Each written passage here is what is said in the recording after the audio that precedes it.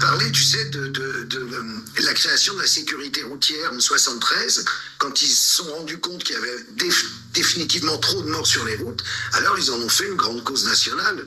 Et concernant les abus sur les enfants, ils n'en font toujours pas une grande cause nationale. Et au contraire, il y a toujours cette omerta. Et c'est contre ça que tu luttes en marchant. Et c'est là où tu es admirable, c'est incroyable. Et c'est normal d'une certaine façon que tu ne sois pas rejoint par des centaines de personnes quand tu arrives dans les villes, parce que tu n'es pas suffisamment médiatisé. Tu as eu quelques articles, j'ai vu que tu avais eu un truc sur France 3, tu as quelques trucs, mais tu n'as pas encore suffisamment de résonance. C'est là où il faut surtout pas arrêter ta marche, et il faut communiquer au maximum. C'est d'ailleurs ce qu'on est en train d'essayer de faire tous les deux, pour que tu sois rejoint par véritablement du monde, que les gens se rendent compte. Parce que on a beau se battre, c'est vrai que même ce qui s'est passé avec la Civis nous montre bien qu'une fois qu'il y avait quelqu'un d'un peu au fait des choses, d'un peu responsable, d'intelligent et de capable comme le juge Durand, ils l'ont blackboulé. Donc on a un véritable souci. Alors dans les gens, toi, que tu rencontres, quel est le profil des gens qui viennent te voir? C'est très varié, c'est toute classe sociale confondue, c'est qui ces gens qui viennent te voir? Sincèrement, j'ai vu de tout. J'ai vu de tout, mais effectivement, beaucoup de résignation dans les discours. Certains sont au fait de ce qui se passe. C'est là où tu te dis, mais c'est marrant, ils sont au courant. Oui, on sait. Mais derrière, pas d'action, ou très peu. Et puis, il y en a d'autres qui disent, effectivement, je ne savais pas, qu'est-ce que c'est, pourquoi vous marchez? Ah, vous avez lancé une pétition pour interdire les sites et les applications de rencontres pour mineurs infiltrés par des pédos. Ah, c'est bien, d'accord, etc. Ah, bah oui, voilà, je vais signer la pétition, je vais en parler autour de moi, mais ça s'arrête là, tu vois. C'est pas quelque chose qui, tu te dis, ouais, je vais fédérer ça dans un élan incroyable. Et puis aussi, en majorité, des gens que j'ai pu croiser, c'est beaucoup d'encouragement, vraiment beaucoup d'encouragement, le côté effectivement admiratif du fait de tout plaquer et pendant 2 mois et de partir comme ça, marcher sous la pluie, sous des torrents de vent, ce genre de choses. Bref, côté un petit peu original pour pouvoir communiquer sur ça. Mais au-delà de ça, ils sont un petit peu que voulez-vous qu'on fasse ou quelque chose moi qui m'insupporte. Oui, de toute façon, médias complices, le gouvernement, ils font tout. Moi, je dis juste une chose, les amis. Si on était des milliers à se rassembler, pensez-vous un instant que les médias n'en parleraient pas? Si on était des milliers à se rassembler à chaque fois pour justement lutter contre la pédocriminalité, pensez-vous que ce ne sera pas l'ouverture du 20h à chaque fois? D'ailleurs, j'aimerais bien te poser la question, car je vais être un petit peu taquin. Sois taquin. Ouais, dis-moi la dernière fois que tu as entendu parler d'une grande marche ou d'un grand rassemblement ou d'une grande manifestation pour lutter contre la pédocriminalité en France. C'est la marche blanche et elle est à Bruxelles au moment de l'affaire Dutroux. Il n'y a jamais eu en France. Voilà. Tu parlais de plafond de verre, il y a un plafond de verre énorme ici.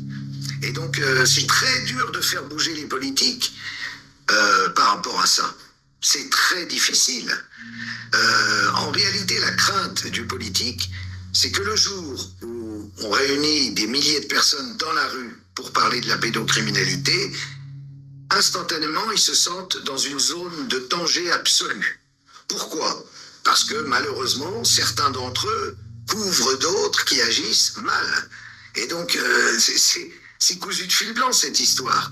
Et quand il y a eu les différentes affaires qui ont éclaté, tu parlais qu'il ne fallait pas mettre en avant les prédateurs. Ces prédateurs, soi-disant isolés, qui bien souvent agissent pour le compte de réseaux, ils ont tout fait, les pouvoirs publics, pour que cet aspect réseau n'apparaisse jamais. Donc, évidemment, on se retrouve face à un problème insoluble. Insoluble, en même temps, moi, je pense qu'on est en train de faire évoluer. Ça ne se voit pas toujours, mais on est en train de faire évoluer beaucoup les mentalités là-dessus, depuis quelques années, que les choses sont en train de changer. Et tu en es un exemple vivant. La grosse t'a touché, t'as décidé d'aller marcher. C'est bien qu'il se passe quelque chose. C'est bien si tu veux, pourquoi tu fais ça, t'es réalisateur, tu pourrais être tranquille dans ton coin, faire tes films. Non, t'as décidé de bouger. Et de partout, des gens décident de bouger. Même si c'est pas encore immensément médiatique, c'est pas grave.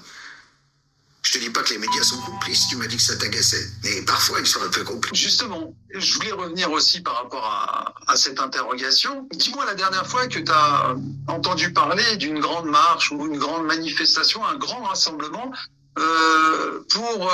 contre la vie chère, pour le pouvoir d'achat, pour les acquis sociaux, ce genre de choses. Ah bah ça, il y en a souvent. Il y a eu les gilets jaunes, il y a eu les agriculteurs, il y a beaucoup de choses. Ça montre bien que une image un petit peu spéciale de notre pays. C'est pas, je ne veux pas critiquer ces luttes-là. Ces luttes-là sont nécessaires et je les soutiens. Mais quelque part, soi-disant, on dit que les enfants sont la prunelle de nos yeux et on n'est même pas capable de fédérer, même d'anciens militants, gilets jaunes ou ce genre de choses, pour se lever, pour protéger les enfants. Et ça j'ai du mal à le comprendre. Par exemple, tu l'as dit, effectivement, c'est tout le temps, tous les jours. En France, on se soulève contre la vie chère, contre pour préserver les acquis sociaux, etc. C'est très bien, c'est super. Mais à côté, quand on essaye de se lever pour protéger nos enfants, pour lutter contre la pédocriminalité, il n'y a plus rien. C'est le désert de Gobi. C'est incroyable. Et ça, quel message on envoie aux enfants. D'ailleurs, c'est pour ça aussi, quelque part, je me suis lancé dans cette grande marche, parce que honnêtement, j'ai envie de m'exonérer de cette passivité et j'ai envie de répondre plus tard de mes actes face aux adultes qui, à mon époque, étaient des enfants et qui me regarderont droit dans les yeux et me diront « Ok, tu savais, qu'est-ce que t'as fait ? Qu'est-ce que t'as fait, toi, en tant qu'adulte ? Qu'est-ce que t'as fait en tant qu'adulte ?» Parce que tout le monde dit, on sait, les hautes sphères, les politiques, les médias complices, etc. D'accord ? Si les médias sont complices, j'ai envie de poser la question, tous ceux qui ne bougent pas, les adultes, sont complices aussi, puisqu'ils ne font rien. Moi, je marche, je lance des rencontres, des manifestations, il n'y a personne. Vous êtes complices alors ? C'est très facile de toujours jeter la pierre sur l'autre pour essayer de s'exonérer et puis de se laver, on va dire, de ses propres responsabilités. Les amis, prenez-vous en main. Vous êtes des citoyens. Et si vous voulez créer le monde dans lequel vous voulez exister demain, mais surtout que vos enfants vivent dans un monde safe, il faut se bouger. Et là, j'ai l'impression qu'effectivement, il y a une résignation générale. Bon, la gondo, la résignation, hein, parce que bon, pour aller manifester des heures et des heures devant le salon de l'agriculture, tout en sachant qu'ils allaient se faire gazer pour quelques acquis sociaux, alors là, ça, ils sont prêts à faire des kilomètres et des kilomètres sans aucun problème, et de faire le pied de grue pendant des heures. Par contre, pour essayer de préserver l'intégrité physique et morale de nos enfants, il y a rien, il y a personne. Donc c'est là où moi je me pose véritablement des questions. Si, je sais très bien, on appelle la France pédoland. Deuxième pays plus gros consommateur de contenu pédocriminel en ligne, c'est qu'il y a des pédocriminels. C'est-à-dire qu'il y a du monde derrière qui consulte. Est-ce que culturellement la France, qui bien sûr a pendant des années protégé, même carrément accepté ou même adoubé des pédocriminels, on les connaît tous, que ce soit dans le monde des médias, artistiques, etc., ou même politiques. Est-ce que finalement la France ne serait pas un pays tout simplement qui accepte la pédocriminalité ? Je me pose la question, plus je marche et que je vois qu'effectivement autour de moi, je marche seul, il n'y a personne, et plus je me dis qu'effectivement, peut-être que c'est culturel. Peut-être qu'en France, en fait, toi et moi, Karl, nous sommes à contre-courant. Peut-être que les gens acceptent la pédocriminalité. J'en sais rien, je me pose la question. Et quand je vois la passivité des gens, en tout cas des adultes, c'est-à-dire cette inaction face à toutes ces horreurs, je me dis, en fait, peut-être que on est, nous, dans l'erreur. Peut-être que nous, on est, comme qui dirait, dans le sens contraire de ce que eux voudraient que soit la France. Et qu'est la France ? Puisque j'ai envie de dire, qui ne dit mot consent. À l'heure actuelle, les adultes ne se soulèvent pas pour protéger les enfants. Donc, quelque part, ils sont complices. Donc, ils consentent à ce qui se passe. Tout le monde sait.